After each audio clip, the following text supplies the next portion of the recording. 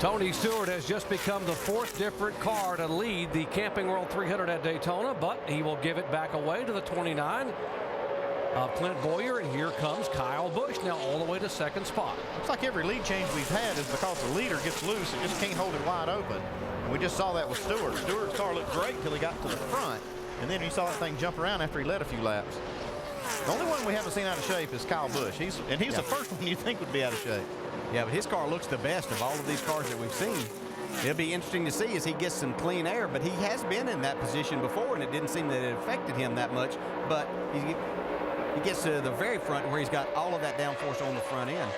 You might see a different story, but he's been awfully good to this point. Donnie Neuenberger in the pits, getting some work done on the Jimmy Means car. By the way, Michael Annette had been on and off pit road after a change of that tire going down. Did a great job to save that car, but he lost a lap. Is being shown in 41st position. One thing that happens, you see these leaders out here, they get that air right on the front of the car, and it makes the car stick really good in the front, but it kind of overheats the rear tires, and that's why I think you're seeing the leader can stay out there for a few laps, but then finally he has to kind of give it up and get back in the pack a little bit, kind of cool those rear tires. Let's update our leader, Vince.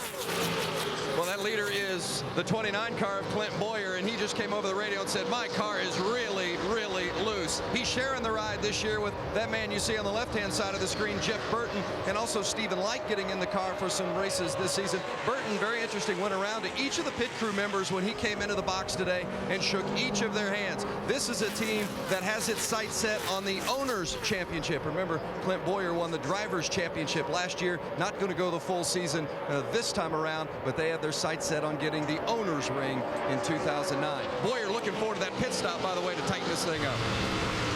They have certainly had their hands full. It looks like he's pretty settled now, but the cars are just bouncing back and forth, DJ.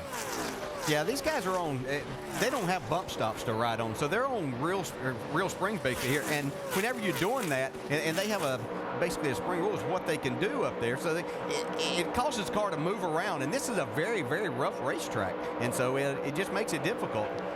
Hey, look who's sneaking up in the picture here. Brad Keselowski, our in-race reporter. He told us he's going to be really good. Started 15th, he's up to 7th.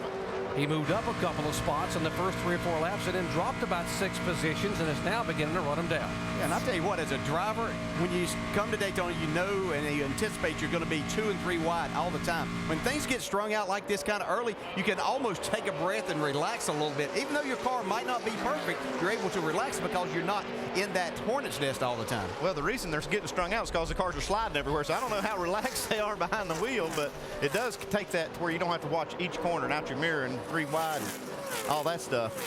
What's going on with the 88 car down there, Dave? Well, while he's been making some progress toward the front, he hasn't really gotten what he really needs. He was told by his spotter, hey, got so-and-so and so-and-so back behind you in your mirror. Brad said, well, tell him to get up here. Tell him to get up here and push. That's what he thinks he needs most for his race car right now, someone behind him to help push him toward the front. What's the old Beatles song? I get by with a little help from my friends. Needing some help here in the draft. It looks like these cars here, even though we have restrictor plates, have some throttle response to be able to make some moves. That's the intent of this rule that they've got with these fins you see on the roof and the big spoiler with the lip on the back is to add, you know, a lot of drag to the car, and that way they can open up that restrictor plate, and it does give them some more throttle, some more power. So it does kind of act like, especially when the tires get hot and slick, that it's more of a race, like a downforce race. Yeah, and it really benefits the drivers, especially at this racetrack, that do have a better handling race car, that aren't abusing the tires. And when these cars that we see moving forward, they're a lot better. We have caution on the track now for some debris.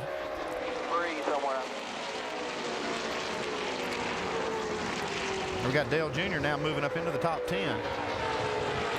All the way from 24th starting position. Yeah, that's kind of exactly what we thought from him. As things got strung out, then he would start passing people, and he fell back 3 or 4 spots there at the beginning, and then just started making his way forward. Okay, so much for that relaxing. Now we're going to get 4 tires on these cars, and they're going to be 3 and 4 wide here for a while, and after this next restart.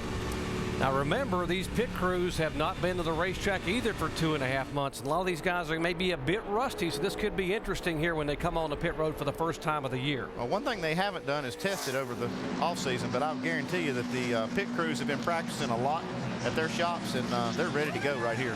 They can't wait to get over there. The Aaron's lucky dog is the 84 car, Mike Harmon. He was the first car a lap down, and under this caution, he will be able to go and get his lap back. Mike out of Birmingport, Alabama. These guys that were struggling with their handling are going to be able to come in, make some adjustments, see if they can get the ones that were really loose. Probably want to tighten up a little bit. But I thought it was very interesting what Tony Uri Sr. said about making adjustments with the 300-mile race versus a Cup race, 500-mile end. You have to go at a bigger step and take a bigger stab at it. You get fewer opportunities to get on pit road and make those adjustments in these races because they're shorter, and you have a limited. Well, we got a little smoke coming out of one of these cars. Like you might lock the brakes. But and there's another one.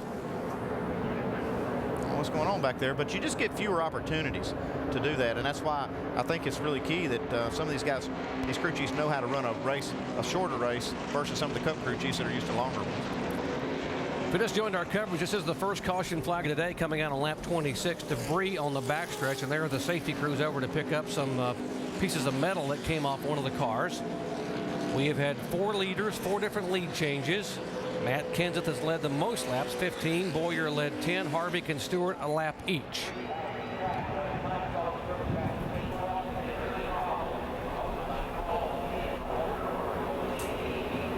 These guys on pit road, like the driver's heart was beating when this race got ready to start.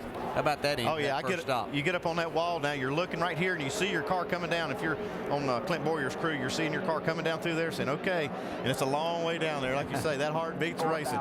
Coming down to you, Shannon. Yeah, Tony Stewart pulls his car in for his first pit stop with Hendrick Motorsports. Says he needs to be tighter in order to lead this race. They're going to make an air pressure adjustment and put a little bit of wedge in the left rear. Vince. In the 29, Clint Boyer missed his marks, went over the line. His team had to back him up. He's talking about the car being very loose. They made a track bar adjustment and an air pressure adjustment out of the right rear. Jamie? Kyle Busch, that 18th, started 13th, worked his way up to second. He said he was just losing a little bit of rear grip. They're going to add air pressure in the front. He's down and away. Dave? At the end of the run, Kevin Harvick said the car's so loose I can hardly hang on to it. We'll need a fairly big adjustment. That was in the form of 4 tires, air pressure adjustment, and 2 rounds down on the track bar as they get out of shape leaving pit road. Dale Jr. and Matt Kenseth now. He looks like Brad Keselowski got involved in that just a little bit. Dale Jr. and Kenseth out in the grass. Destroyed, leaving the pits. That's Matt Kenseth saying they got destroyed. Yeah, I saw Brad Keselowski. He actually had to back up. He'd gotten boxed in. He had to back up, and then whenever he accelerated out of his pit, the 5 and the 17 both were right there. See the 5 leaving the pits. 88 comes out and forces the 17 at Kenseth way out in the grass. You can see them all trying to get back in line right here. Then you got Keselowski forced again down to the bottom.